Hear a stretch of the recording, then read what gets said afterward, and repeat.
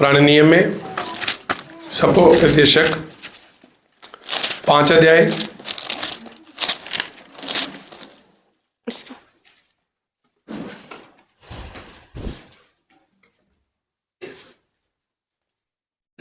सपोपदेशक 5 अध्याय शुरू से पढ़े। जब तू परमेश्वर के भवन में जाए तब सावधानी से चलना, सुनने के लिए समीप जाना मूर्खों के बलिदान चढ़ाने से उत्तम है, क्योंकि वह नहीं जानते कि बुरा करते हैं। बातें करने में उतावली ना करना और ना अपने मन से कोई बात उतावली में परमेश्वर के सामने निकालना, क्योंकि परमेश्वर स्वर्ग में है और तू पृथ्वी पर है। इसलिए तेरे वचन थोड़े ही हो, क्योंकि जैसे कार्य की अधिकता के कारण स्वप्न देखा जाता है, वैसे ही बहुत सी बातों का बोलने वाला मूर्ख ठहरता है। जब तू परमेश्वर के लिए मन्नत माने तब उसके पूरा करने में विलंब ना करना, क्योंकि वह मूर्खों से प्रसन्न नहीं होता। जो मन्नत तूने माने हो उसे पूरी करना। मन्नत मानकर पूरी ना करने से मन्नत का ना मानना ही अच्छा है। क्यों कोई वचन कहकर अपने को पाप में ना फंसाना और ना ईश्वर के दूत के सामने कहना कि ये भूल से हुआ। परमेश्वर क्यों तेरा बोल सुनकर अप्रसन्न हो और तेरे हाथ के कार्यों को नष्ट करे, क्योंकि स्वप्नों की अधिकता से व्यर्थ बातों की बहुतायत होती है, परंतु तू परमेश्वर का वे मानना। आगे आमीन। प्रार्थना करेंगे। स्वर्गीय पिता प्रभु यीशु मसीह, धन्यवाद करते हैं प्रभु, तेरा वचन पढ़े जाने पे सबको बरकत मिले। सबको तेरे हाथों में सौंपते हैं, हमारी अगुवाई कर प्रभु यीशु मसीह के नाम से मांगते हैं, आमीन। आप सब बैठ सकते हैं। और आज मेरा जो विषय है वो है उतावलापन। क्या विषय है? उतावलापन। उतावलेपन से लिए हुए फैसले, आमीन। जल्दबाजी से किए हुए फैसले, आमीन। और हमने पढ़ा है सपोपदेशक की पुस्तक में, जब तू परमेश्वर के भवन में जाए तब सावधानी से चलना, सुनने के लिए समीप जाना मूर्खों के बलिदान चढ़ाने से उत्तम है, क्योंकि वे नहीं जानते कि बुरा करते हैं। बातें करने में उतावली ना करना और ना अपने मन से कोई बात उतावली में परमेश्वर के सामने निकालना, क्योंकि परमेश्वर स्वर्ग में है और तू पृथ्वी पर है, इसलिए तेरे वचन थोड़े ही हो, आमीन। लिखा है, जब तुम परमेश्वर के भवन में जाओ अर्थात चर्च में जाओ तो बड़ी ही किसके साथ जाना है? चौकसी के साथ जाना है, आमीन। आप चर्च में किन विचारों के साथ आ रहे हैं? किन उद्देश्यों के साथ आ रहे हैं? आमीन। किन उद्देश्यों के साथ आ रहे हैं? क्या विचार हैं आपके? इन बातों को परमेश्वर जांचता है, आमीन। आपका चर्च में आने का क्या मकसद है? इन बातों को परमेश्वर जानता है, क्योंकि वो हमारे हृदय गुर्दे की गुप्त बातों को जानता है, आमीन। तो लिखा है कि जब परमेश्वर के घर में जाओ तो कैसे जाओ? चौकसी के साथ, बिल्कुल गंभीरता के साथ, कि मैं अब परमेश्वर की संगति में हूं। आप सदा ही परमेश्वर की संगति में बने रहें। तो अपने जीवन को बड़े गंभीरता के साथ जिए, परमेश्वर के भय के साथ जिए और इस बात को अपने जीवन में प्रकट भी करें, आमीन, हालेलुया। और लिखा, उतावली में कभी भी मन्नत मत मांगना। जैसे हम कई बार आते हैं और उतावली के साथ फैसला ले लेते हैं, जीवन में मन्नत मांग लेते हैं उतावली के साथ और बाद में उसे भूल जाते हैं, आमीन, हालेलुया। तो वचन में लिखा है ऐसा कभी भी मत ना करना। मन्नत मांगने से पहले उसको सोचना है, आमीन। उसे अगर आपके मन में कोई बात है परमेश्वर के प्रति तो आप करें, उसे पहले पक्का करें अपने जीवन में, फिर परमेश्वर के सामने रखें, आमीन, हालेलुया। तो उतावली में कोई भी फैसला मत लें। प्रभु की चर्च में बिल्कुल चौकसी के साथ, गंभीरता के साथ आए। यहां पर आकर आपका मकसद क्या है, इन बातों की ओर ध्यान दें। आपने चर्च में आकर आपके उद्देश्य किस ओर आपको लेकर जा रहे हैं, इन बातों को सोचें घर में जाकर। चर्च में आने का आपका टारगेट, क्योंकि परमेश्वर बदलता है।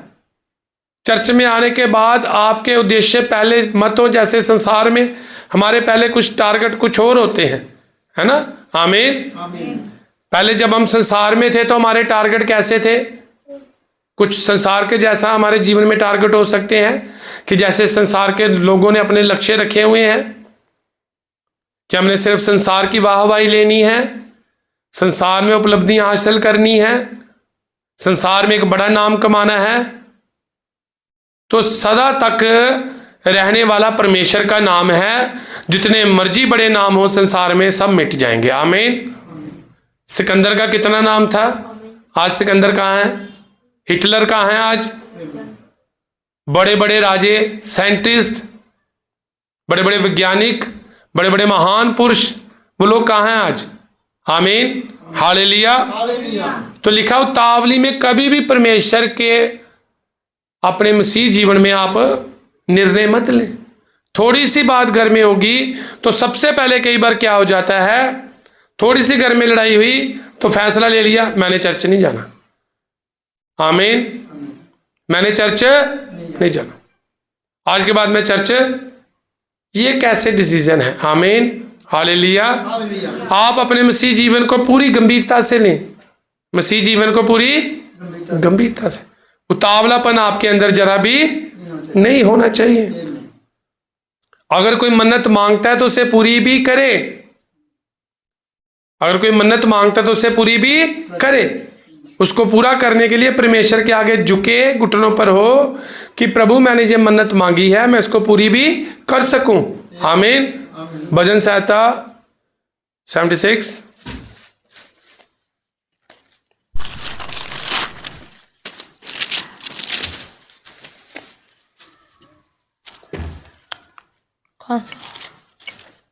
निकाल ले। आमीन। 11। अपने परमेश्वर यहोवा की मन्नत मानो और पूरी भी करो, वह जो बे के योग्य अपने है। यहोवा की मन्नत मांगो और मानो, और मानो भी कहता, और उसे पूरी भी करो। आमीन। हालेलुया। फिर पछताओ मत। लिखा है जो मन्नत मांगने के बाद पछताता है कि मैंने ये मन्नत मांग ली, अब मैं क्या करूं, कैसे ना करूं, वो भी अच्छा नहीं है। आमीन। हालेलुया। तो इसलिए उतावली में कोई भी फैसला मत ले। फैसला लेने से पहले उसको जांचें, देखें आपकी स्थिति क्या है। मसीह में, चर्च में आने में, मसीह परमेश्वर के वचन में आने के बाद गंभीरता के साथ आपकी जिंदगी में फैसले होने चाहिए, उतावलापन नहीं होना चाहिए। आमीन। परमेश्वर ऐसे लोगों से प्रेम नहीं करता जो उतावले हैं, जिनके मुंह से ऐसी बातें निकल जाएंगी अचानक ही, एक मिनट में कुछ और फैसला, एक मिनट में कुछ और फैसला। ऐसी बातें मसीह जीवन में नहीं होनी चाहिए। आमीन। हालेलुया। बड़ी चौकसी के साथ, बड़ी गंभीरता के साथ, एक विश्वास से भरा हुआ जीवन जिए आप, एक विश्वास से भरा हुआ जीवन जिए, जल्दबाजी में नहीं। कुछ बातें मैं शिक्षा के तौर पर आपसे कर रहा हूं, ये बातें आप सब आनंदित हैं। आमीन। हालेलुया। ये जरूरी है मसीह जीवन में। कसम कभी मत खाएं, कभी भी कसम मत खाएं। कई बार ऐसा हो जाता है कि जल्दी से आप कसम खा लेते हैं, कभी भी कसम नहीं खानी आपने। मत्ती 5:33।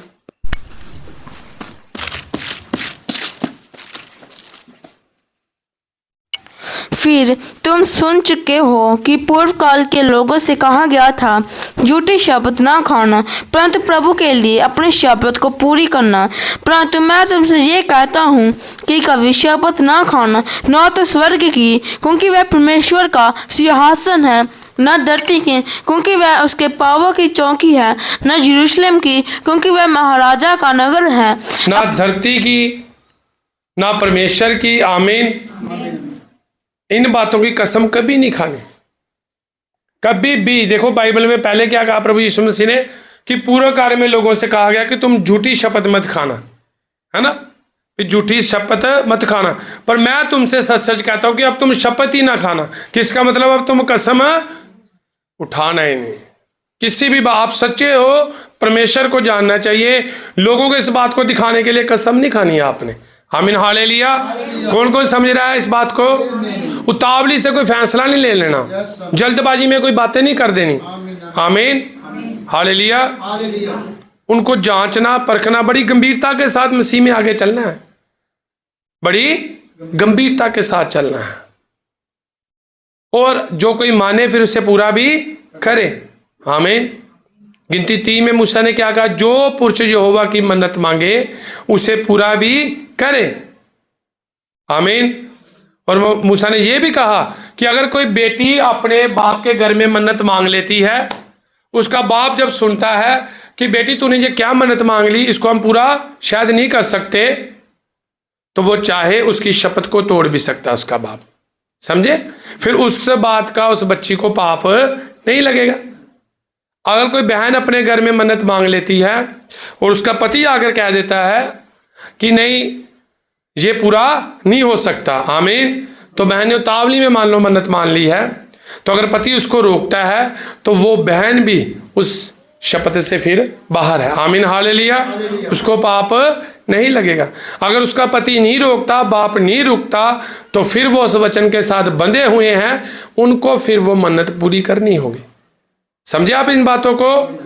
इसलिए परमेश्वर के भवन में आप आ रहे हैं, आप संडे संडे चर्च में आ रहे हैं, आप सबसे पहले अपने अंदर देखें कि आप किस उद्देश्य से आ रहे हैं। आमीन। क्या आपका उद्देश्य रैप्चर में जाना है? क्या आपका उद्देश्य बहुत से प्राणों को जीतना है? क्या आपका उद्देश्य मसीह के सुसमाचार को बढ़ाना है? क्या आपका उद्देश्य सच के संदेश का प्रचार करना है? आमीन।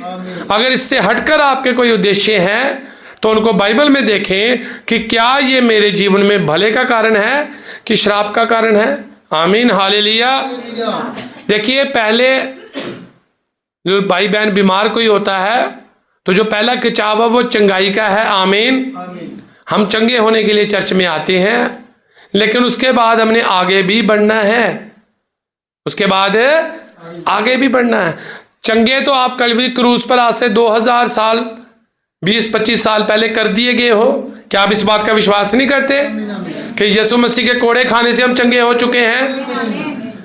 उसके लहू बहाने से हमारे पाप क्षमा हो चुके हैं। उसके नाम से डुबकी का बपतिस्मा लेने से हमारे पाप माफ हो चुके हैं। आमीन हालेलुया। तो आज तो सिर्फ चर्चों में एक ही प्रचार किया जा रहा है, चंगे हो जाओ, चंगाई चंगाई चंगाई। आमीन। सफलता सफलता। लेकिन चर्च में तो प्रचार होना चाहिए रैप्चर, प्रभु की आमद के बारे में, मोहरों के बारे में, कलीसिया काल के बारे में। आमीन। इस युग के संदेश के बारे में, इस युग के नबी के बारे में। आमीन हालेलुया। तो हमें देखना होगा कि हमारा चर्च में आने के बाद हमारे जीवन में टारगेट क्या है। अब हमारे उद्देश्य कैसे हो गए? अब हम क्या चाह रहे हैं चर्च में आने के बाद? क्या वो संसार का आत्मा आज भी हमारे अंदर है? आमीन। क्या हम संसार की अभिलाषाओं के पीछे भाग रहे हैं? क्या पहले जीवन से हम पूरी रीति से मरे नहीं? क्या पहला जीवन हमने दफन नहीं किया? क्या अब हमारे अंदर नया जीवन नहीं है? आमीन हालेलुया। ये बातों को आपने देखना है। बड़ी चौकसी के साथ यहोवा के भवन में पांव रखें। आपका चर्च में आना लोगों के लिए एक प्रेरणा का कारण होना चाहिए। आपका जीवन भाई बहनों के लिए किसका कारण होना चाहिए? प्रेरणा का कारण होना चाहिए, मसीह में बढ़ने का कारण होना चाहिए। संत पौलुस ने कहा, अगर मैं सारा ज्ञान रखूं, इतनी समर्थ रखूं कि पहाड़ों को भी हटा दूं, नई नई बोलियां बोलूं, तो प्रेम ना रखूं तो मैं ठनठनाती क्या हूं? पीतल हूं। समझे आप इस बात को? हमें भाई ब्रानम के जितने संदेश सारे हमने पढ़ लिए, बाइबल का हमने बहुत सा ज्ञान इकट्ठा कर लिया, उसके बाद हमारे अंदर प्रेम नहीं आया, हमारे अंदर प्रेम नहीं आया तो हम फिर भी ठनठनाती हुई क्या है? पीतल हैं। क्योंकि प्रेम कौन है? प्रभु यीशु मसीह है। आमीन। और प्रेम कभी झुंझलाता नहीं है, प्रेम कभी ईर्ष्या नहीं रखता, प्रेम कभी घमंड नहीं करता, प्रेम कभी वैर विरोध नहीं करता, प्रेम कभी जेलसी नहीं करता। आमीन। प्रेम तो एक दूसरे को बढ़ाता है। तो आपने इन बातों को देखना है कि आपको कितना टाइम हो गया चर्च में आते, अब आपके अंदर कौन सी बातें बढ़ रही हैं। संसार की अभिलाषाएं बढ़ रही हैं कि मसीह के वचन के प्रति जिंदगी जीने की अभिलाषा बढ़ रही है। आमीन, हालेलुया। इन बातों को आपने जांचना है, अपने फैसले डिसीजन देखने आपने कि आप कैसे डिसीजन ले रहे हो अपने बच्चों के प्रति, अपनी जिंदगी के प्रति, अपने रिश्तेदारों के प्रति, अपने जीवन के प्रति आपके क्या फैसले हैं। आमीन, हालेलुया। और उतावली में कोई भी बात नहीं करनी, ना चर्च में ना बाहर लोगों के साथ। लिखा है प्रभु ने कि तुम अपने मोती सूरों के आगे मत डालना। यहां तक कहा है कि तुम व्यर्थ प्रभु प्रभु मत करना, जो व्यर्थ मेरा नाम लेगा उसे मैं नहीं छोड़ूंगा। आमीन। यहां तक भी लिखा है कि तुम जल्दी से किसी के सिर पर हाथ मत रखना, किसी के पापों के भागीदार जल्दी से मत बनना। आमीन, हालेलुया। तो आज तो एक हाथ में तेल है, एक सिर पर हाथ रखा हुआ और एक हाथ में तेल की स्प्रे पकड़ी हुई है। आमीन, हालेलुया। लेकिन आपने ऐसे भक्ति नहीं करनी, आपने वैसे ही भक्ति करनी है जैसे यशायाह ने की थी, जैसे पौलुस ने की थी, जैसे भाई ब्रानम ने की थी, जैसे यीशु मसीह ने हमें रास्ता दिखाया है, उसी रास्ते पर चलना है आपने। आमीन, हालेलुया। ये भटकाने वाले आत्मा आपके जीवन में काम ना करने पाए। आमीन। तो अपनी जीभ पर क्या करना है? वश करना है अपनी जीभ पर। अब मीठी मीठी बातें करना जीभ पर वश करना नहीं है। आमीन, हालेलुया। जीभ पर वश करना, मीठी मीठी बातें करना नहीं है। आमीन। वचन के बरखिलाफ नहीं बोलना है। आमीन, हालेलुया। वचन के अगेंस्ट नहीं बोलना है। समझे आप इस बात को? मैं मीठी मीठी बातें करता रहूं कि आप ऐसा करें, आप ऐसा करें, और बिल्कुल वचन के खिलाफ बोलता रहूं, तो ये कोई जीभ को वश करने वाली बात नहीं है। आमीन, हालेलुया। तो उतावली में अपनी कभी भी मन्नत परमेश्वर के आगे ना माने, जब हम मांगे तो उसको पूरा भी करें। अब हम निकालेंगे न्यायों की किताब, उसका 1 से 11 तक पढ़ेंगे। न्यायों की पुस्तक पुराने नियम में।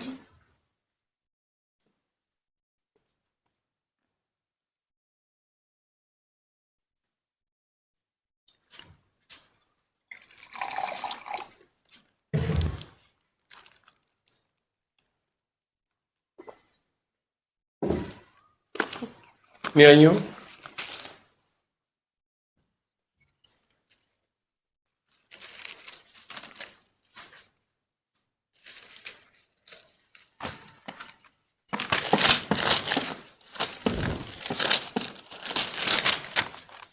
कितने? 11 का 11 से। यहोशू के आगे होगी, यहोशू के आगे तब 1 से 11 का 1 से 11 तक। यिप्ताह नामक गिलादी बड़ा शूरवीर था और वह वेश्या का बेटा था, और गिलाद से यिप्ताह उत्पन्न हुआ था। गिलाद की स्त्री के भी बेटे उत्पन्न हुए, और जब वह बड़े हो गए तब यिप्ताह होकर ये कहकर निकाल दिया, तो तू पराई स्त्री का बेटा है, इस कारण हमारे पिता के घराने में कोई भाग ना पाएगा। जो एक वेश्या का बेटा था, और जब वो बड़ा शूरवीर था, तो जब वो बड़ा हुआ तो वो अपने बाप के घर में रहता था, तो उसको उस घर से निकाल दिया गया कि उसके बाप की दूसरी पत्नी ने कहा कि तू एक वैश्या का बेटा है। उसके भाई बहनों ने भी कहा होगा तू हमारे बीच में नहीं रह सकता, उसे अपने घर से निकाल दिया यिप्ताह को। आगे पढ़ेंगे। तब यिप्ताह अपने भाई के पास से भागकर तोब देश में रहने लगा, और यिप्ताह के पास लुच्चे मनुष्य इकट्ठे हो गए और उसके संग फिरने लगे। कुछ दिनों के बाद अम्मोनी इज़राइल से लड़ने लगे। तब जब अम्मोनी इज़राइल से लड़ते थे, तब गिलाद के वुद्ध लोग यिप्ताह को तोब देश से ले आने को गए। अब यिप्ताह शूरवीर था। यिप्ताह क्या था? शूरवीर था। और जब इजरायलियों ने उसको बाहर निकाल दिया, उसके घर वालों ने, तो उसके बाद अम्मोनियों ने इजरायलियों पर फिर से हमला किया। तो इजराइल के बुजुर्गों ने सोचा कि हमारे ओर से हमारी युद्ध की अगुवाई कौन करेगा, हम यिप्ता को लेकर आते हैं। किसको? जिसको उसके माँ बाप ने घर से निकाल दिया, क्योंकि वो शूरवीर है। वो क्या है? तो वो यिप्ता को लेने गए और यिप्ता से जाकर बात की, आप घर में जाकर पढ़ना। और यिप्ता ने कहा कि अगर परमेश्वर यहोवा उन अमोनियों को मेरे हाथ में कर देगा तो मैं तुम्हारा प्रधान ठहरूंगा। तो इस्राएलियों ने कहा हाँ ये बात सच है, तू हमारा क्या ठहरेगा? प्रधान ठहरेगा। तो अब यिप्ता जो शूरवीर था वो उन अमोनियों के साथ युद्ध करने जा रहा था, तो उसने यहोवा परमेश्वर के सामने मन्नत मांग ली। उसने यहोवा परमेश्वर के सामने मन्नत मांगी। हम निकालेंगे इसका, फिर हम 30 से पढ़ेंगे। और यिप्ता से ये कहकर यहोवा की मन्नत मानी, यदि तू निस्संदेह अम्मोनियों को मेरे हाथ में कर दे तो तब मैं कुशल के साथ अम्मोनियों के पास से लौट आऊं। तब जो कोई मेरे बेन के लिए मेरे घर के द्वार से निकले वह यहोवा का ठहरेगा और मैं उसे होम बलि करके चढ़ाऊंगा। यिप्ता ने कहा, यहोवा के आगे मन्नत मांगी यिप्ता ने कि प्रभु अगर तू अमोनियों को, उन लोगों को मेरे हाथ में कर दे और जब मैं उनके साथ युद्ध करूं तो मैं जीत जाऊं, तो जब मैं जीत कर वापस आऊंगा तो जो कोई मेरे घर से पहले निकलेगा, जो कोई मेरे घर से, मैं उसको बलि चढ़ा दूंगा तेरे लिए। उसको क्या कर दूंगा? अब उसने मन्नत मांग ली और यहोवा परमेश्वर ने उसके हाथ में अमोनियों को दे दिया। यिप्ता युद्ध जीत गया और यिप्ता जैसे युद्ध जीता इस्राएलियों में जय जयकार हुई। आमीन। लोग खुशी से नाचने लग पड़े। यिप्ता युद्ध जीत कर आ रहा है। अब उसने परमेश्वर के आगे मन्नत मांगी हुई है कि जो कोई पहले मेरे घर से बाहर निकलेगा मैं उसे बलि चढ़ा दूंगा तेरे लिए। आमीन। तो अब यिप्ता की एक ही बेटी है और कोई बच्चा नहीं है। आमीन। और जैसे उसने सुना कि मेरा बाप युद्ध जीत आया है तो वो डफ बजाती हुई, नाचती हुई सबसे पहले घर से बाहर निकल आई और यिप्ता के सामने आ गई। आमीन। और यिप्ता ने अपने कपड़े फाड़ लिए और कहा, बेटी तूने क्या किया? मैंने तो मन्नत मांगी थी कि जो कोई मेरे माथे पहले लगेगा मैं उसको बलि चढ़ा दूंगा। आमीन। हालेलुया। मैं उसको, और उसके अलावा यिप्ता की और कोई संतान नहीं थी। आप इस अध्याय को घर में जाकर पढ़ें, न्यायियों 11 अध्याय। तो उस लड़की ने, आमीन, देखिए उस लड़की ने क्या कहा, पिता तेरी मन्नत के अनुसार मेरे साथ हो, तेरी मन्नत के अनुसार मेरे साथ हो। और उसको बलि चढ़ा दिया गया। आमीन। हालेलुया। तो आप देखें, लिखा है कि अगर तुम यहोवा की मन्नत मांगो तो पूरी भी करो। आमीन। ये कानून है जो आपको मानना होगा। अब यिप्ता की तो उसके अलावा कोई और भी औलाद नहीं थी। आमीन। तो वो युद्ध जीत कर आया। वो लड़की खुशी के साथ बाहर आ गई और यिप्ता ने उसको देख लिया और अब, आमीन, उसने उसको पूरा भी किया। उसने उसको पूरा भी किया। ऐसे देखिए हन्ना ने मन्नत मांगी कि हे यहोवा अगर तू मुझे बेटा दे तो मैं तुझको अर्पण कर दूंगी, वो मैं तुझको अर्पण कर दूंगी। पहला शमूएल 1:10 तक आप घर में जाकर पढ़े। पहला शमूएल 1:10 तक। तो हमने पढ़ा कि अगर आप यहोवा की मन्नत मांगो तो उसको पूरी भी करो। आमीन। हालेलुया। लेकिन उतावलेपन में कुछ मत करो। अब यिप्ता ने किया। आमीन। तो देखिए उसकी एक ही बेटी थी, उसने उसका बलि, उसको होम बलि कर कर यहोवा को अर्पण कर दिया। आमीन। आज वो यिप्ता जैसा विश्वास है हमारे अंदर। आमीन। हालेलुया। आमीन। तो आप उतावली के साथ कोई भी फैसला मत लें, बड़ी गंभीरता के साथ, बड़ी गंभीरता के साथ। अब हन्ना ने मन्नत मांगी कि परमेश्वर अगर तू मुझे पुत्र दे तो मैं तुझे अर्पण कर दूंगी। तो जैसे ही शमूएल उसके घर में हुआ तो उसने, जब उसने दूध पीना छोड़ा, थोड़ा बड़ा, तो उसने जाके यहोवा के मंदिर में उसको अर्पण कर दिया। शमूएल नबी बना हमारा। आमीन। हालेलुया। वो नबी था। आमीन। वो क्या था? लेकिन उसके बाद यहोवा ने हन्ना को और भी बेटे दिए। आमीन, उसको दिए। तो अगर आप यहोवा की मन्नत मांगो तो उसको पूरी भी करो। मन्नत मांगने से अब डरना नहीं है। आमीन, हालेलुया। मन्नत मांगने से डरना नहीं है। आमीन, और उसको पूरी करने से भी डरना नहीं है। आमीन, एक शूरवीर योद्धा बनना आपने, और उतावली में आपका कोई भी फैसला मत हो, क्योंकि आपके काम दिखाएंगे कि क्या आपके अंदर पवित्र आत्मा है कि नहीं है, आपके अंदर पवित्र आत्मा का कितना मसा है। उतावलेपन में लिए हुए फैसले हमेशा ही बुरे होते हैं। आमीन, हालेलुया। मैं आपके सामने कुछ बात रखूंगा उतावलेपन के विषय में। देखिए, एक भाई नया नया मसीह में आया। आमीन, किस में आया? मसीह में आया। तो उसे बपतिस्मा देने ले गए, मैं भी साथ में था। तो जैसे ही भाई को बपतिस्मा दिया, वो पानी से बाहर आया, तो एक भाई ने उसको कह दिया तेरा नाम अलीशा है। उतावलेपन में क्या कह दिया? तेरा नाम है। तो जैसे वो बाहर आया, उसने कहा अलीशा कौन? उसने कहा अलीशा कौन है? उसने कहा नबी। उसने कहा वो कौन होता है? आमीन, वो कौन होता है? उसने कहा नहीं, तू अलीशा है। उसने कहा अलीशा कौन है? उसे पता भी नहीं अलीशा कौन है, नबी कौन है, और उसका नाम रख दिया उतावलेपन में क्या? अलीशा। आमीन, क्या रख दिया नाम? अलीशा। और उसको बाद में कह दिया कि तू भी गंजा है और अलीशा भी गंजा था, इस कारण तेरा नाम क्या रख दिया? अलीशा। अब देखिए, बाइबल पहला इतिहास उसकी 16 की 22 में क्या कहती है कि तुम मेरे अभिषिक्तों की हानि मत करो और ना मेरे नबियों को छुओ। आमीन, हालेलुया। मेरे नबियों को मत छुओ, उनके खिलाफ मत बोलो। अब वो भाई का नया जन्म था, उसे दूध की जरूरत थी। नए बच्चे को आप दूध देते हैं कि मांस देते हैं? जब उसका जन्म होता है तो दूध पिलाते हैं ना। उसको मांस दे दिया। उस भाई का कोई कसूर नहीं, उतावलेपन में उसका नाम रख दिया। वो भाई थोड़ा चला, उसके बाद थोड़ा बैकस्लाइड हो गया। व्यभिचार, शराब, सब कुछ, जुआ, राजनीति, सब उसने की, लड़ाई झगड़े, फिर भी उसको अलीशा कहा जा रहा है। आमीन, पुलपिट में से उसको अलीशा कहा जा रहा है, बार बार उसको अलीशा ही कहा जा रहा है।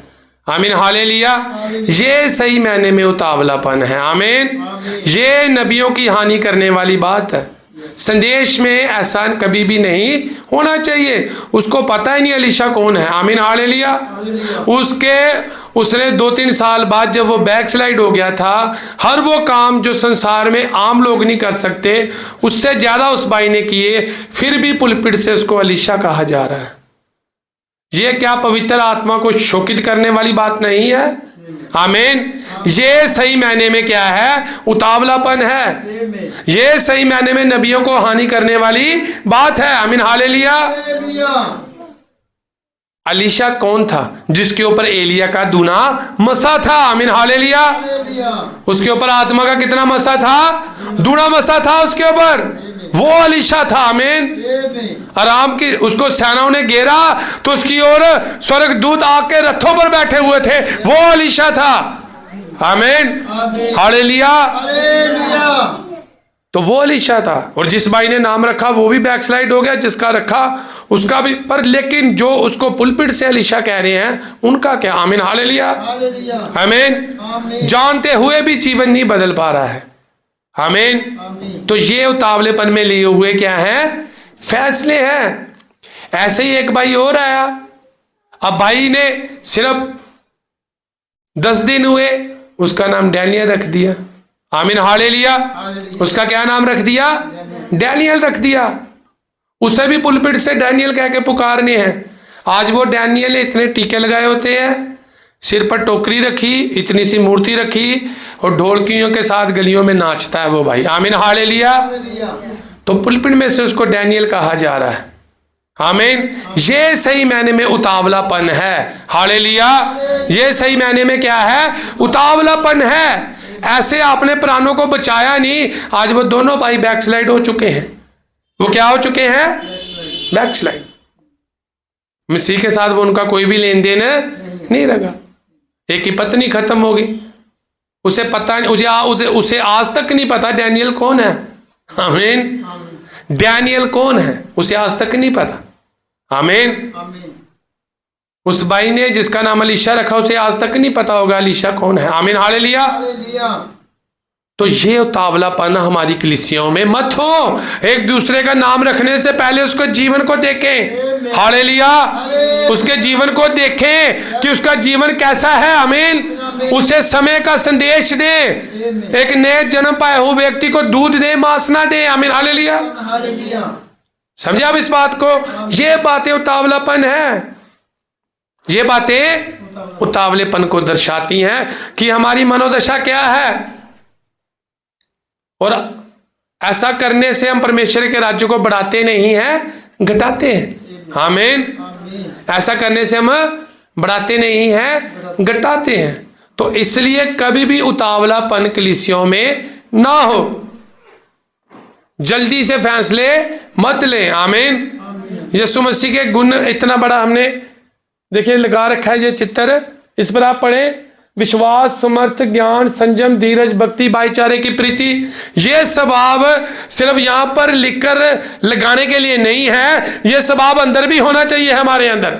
हालेलुया। ये जीने के लिए है, फोटो खिंचाने के लिए नहीं है कि मेरे पीछे इसकी सिर्फ फोटो आ जाए। आमीन। इन गुणों को जीना भी होगा।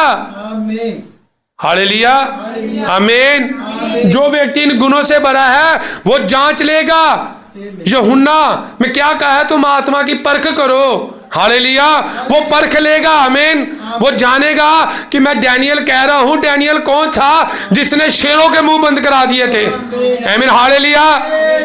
जिसने शेरों के मुंह बंद करा दिए थे। अलीशा कौन था? आमीन हालेलुया। दूना मसा था उस पर एलिया के आत्मा का, वो अभिषेक था दूना उस पर। आमीन। तो वो अभिषेक को देखना भी जरूरी है। ऐसे उतावलेपन में फैसले मत हो। आमीन हालेलुया। आपके डिसीजन बताते हैं कि आप मसीह में कहां पर स्टैंड करते हो। आपके फैसले, जीवन के फैसले बताते हैं कि आप मसीह में कितने गंभीर हो। आमीन। किसी का नाम रखने से कुछ नहीं होगा। हालेलुया। किसी का नाम रखने से कुछ नहीं होगा। आमीन। परमेश्वर ने कहा वहां पर हम सबको एक नया नाम मिलेगा। आमीन हालेलुया। वहां पर हम सबको एक नया नाम मिलेगा। आमीन हालेलुया। तो हमें उतावलीपन में कोई भी फैसला नहीं लेना है। जो यहोवा से कमिटमेंट करनी है उसको पूरा भी करना है। आपके उतावलेपन के फैसले किसी के प्राण को नाश मत कर दे। आमीन। आपको पता होना चाहिए कि मैंने कैसे भाई बहनों के इस वचन के पास लाना है, समीप लाना है। एक जिम्मेवारी है आप सबकी। आमीन। परमेश्वर ने चेलों को क्या कहा? जाओ सारे जगत को चेला बनाओ। आमीन। मेरे सुसमाचार का प्रचार करो। तो वो किसने करना? वो आपने करना है। आपका जीवन ही सुसमाचार से भरा हुआ हो। आपका जीवन पूरा सुसमाचार ही हो। आप वचन के स्वरूप में हो, वचन ही हो आप। हालेलुया। आमीन। तो ऐसी गलतियां मत हो, ऐसी गलतियां मत हो। आमीन। ये अति पवित्र स्थान है। यहां पर आपको आत्मिक भोजन मिलता है। आमीन हालेलुया। यहां पर आपको आत्मिक, आपके डिसीजन, आपके फैसले पवित्र आत्मा से परिपूर्ण और बिल्कुल आत्मा की गवाही से होने चाहिए। अब सिद्ध कोई नहीं है, अब सिद्ध यीशु मसीह के अलावा कोई नहीं है, लेकिन आप सिद्ध बनते जाएं। आमीन। आप अपनी कमजोरियों को चर्च में आए, हर दिन हर संडे को आप नए होते जाएं। कुछ ना कुछ छोड़ते जाएं अपने जीवन में जो परमेश्वर के राज्य के लिए अच्छा नहीं है। आमीन। जो संसार की ओर से है, कुछ ना कुछ खाली होते रहें आप। समझे इस बात को? ऐसे ही ना चलता जाए सिलसिला। बदलाव होना जरूरी है। ना हमने तेज भागना है, ना हमने धीरे चलना है। आमीन हालेलुया। ना ज्यादा गर्म होना है, ना ज्यादा ठंडे होना है। हमने गुनगुने रहना है। आमीन हालेलुया। हमने आराम से चलना है। आमीन हालेलुया। ना तेज जाना है, ना धीरे चलना है। आमीन।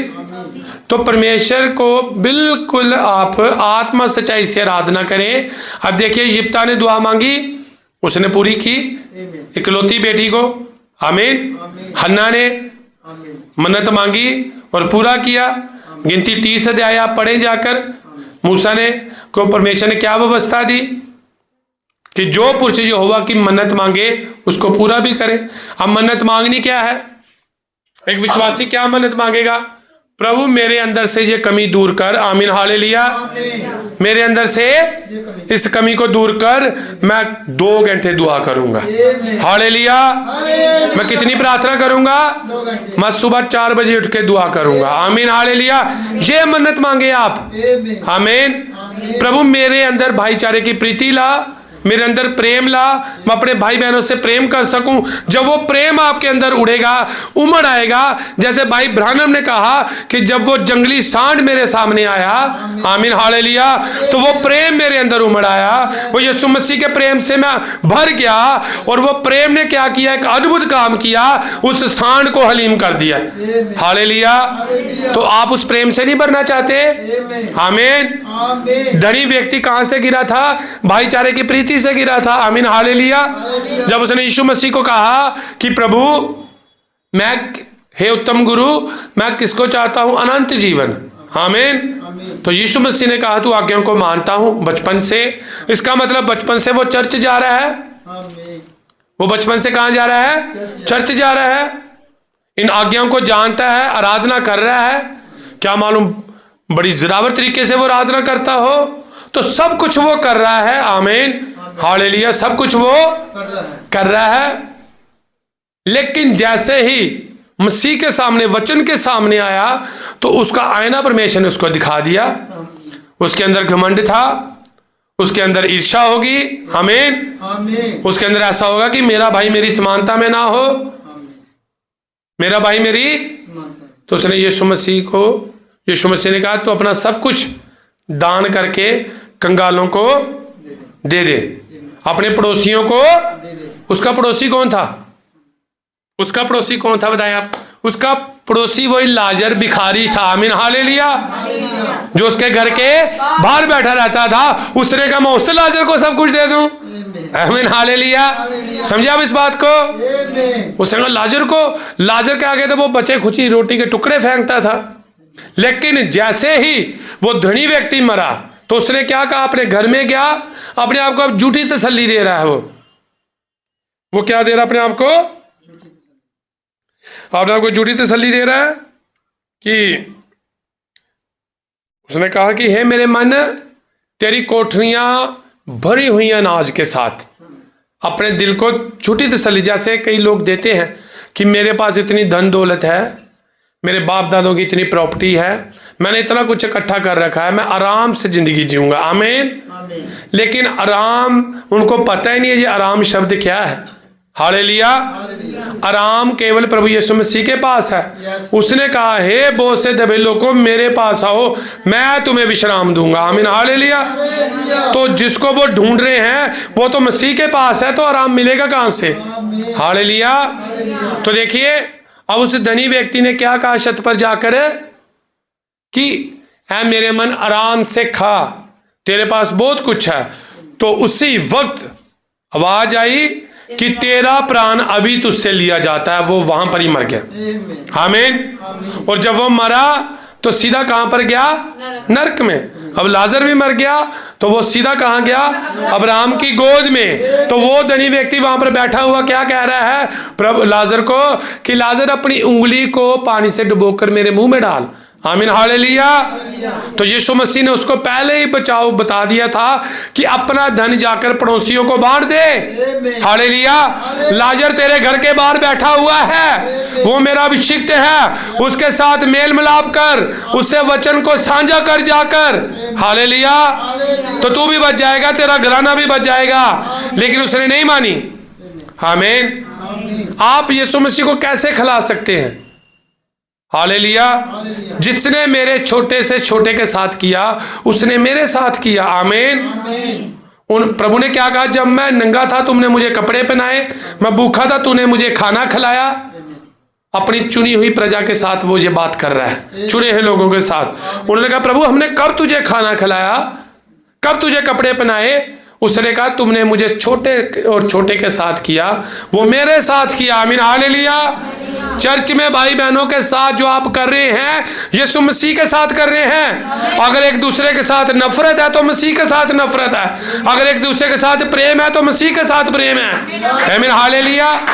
इन बात को याद रखें, जो कर रहे हैं परमेश्वर के साथ आप कर रहे हैं, मेरे साथ नहीं कर रहे। आमीन हालेलुया।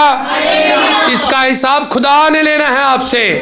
आमीन। तो जिसने मेरे छोटे के साथ किया उसने मेरे साथ किया। तो आपको कितना मौका मिला हुआ है मसीह की सेवा करने का, कितनी आशीषों की आपके सामने भंडार पड़े हुए हैं। एक छोटा बच्चा जानता है मैंने दूध खींचना है तब मेरी भूख मिटेगी मां के अंदर से। क्या आप आशीष नहीं खींच सकते? आमीन हालेलुया। क्या आप एक दूसरे से प्रेम नहीं कर, आप करते हैं, मैं मिसाल के तौर पर बात कर रहा हूं। क्या आप एक दूसरे से हृदय से प्रेम नहीं कर सकते? एक दूसरे के लिए दुआ नहीं करेंगे? एक दूसरे के लिए गंभीर नहीं होंगे? आमीन हालेलुया। जैसे अपने से प्यार करते हो अपने भाई बहन से नहीं करोगे? क्या करोगे ना? आमीन हालेलुया। जो मन के हलीम है वो परमेश्वर के राज्य को देखेंगे, जो मन के दीन है वो उसके साथ बैठेंगे। आमीन हालेलुया। आपके फैसले वचन के साथ हों, आपके फैसले पवित्र आत्मा की अगुवाई के द्वारा किए हुए हो। उतावली से आपके जीवन में कोई भी फैसला ना हो। आमीन हालेलुया। फिर जो आप फैसला लें उस पर स्टैंड रहें आप। आमीन हालेलुया। उतावली में नहीं, मेरे नबियों की हानि मत करें। अलीशा नबी का नाम आदर के साथ लें। आमीन। दानियेल नबी का नाम आदर के साथ लें, जो होशू का नाम आदर के साथ। हालेलुया। आमीन। वो नाम आदर के योग्य है। आमीन हालेलुया। वो हमारे भाई हैं जिन्होंने एक योद्धा की तरह वचन के साथ स्टैंड लिया था। आमीन हालेलुया।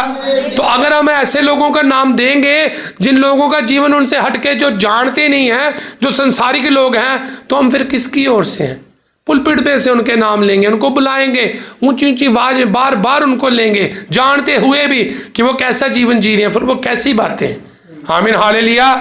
ये उतावलापन मसीह को पसंद नहीं है। हालेलुया। तो आप अपने जीवन में प्रेम को बढ़ने दें, मसीह में बढ़ते जाएं, फैसले चट्टान की तरह हो, बिल्कुल मजबूत फैसले हो। आमीन हालेलुया। एक विश्वासी की हाँ और ना की ना है। आप मत्ती 5 घर में जाकर पढ़ना, मत्ती 5:33 से जाकर पढ़ना है, लिखा है तेरी हाँ की हाँ और ना की ना हो। आमीन हालेलुया।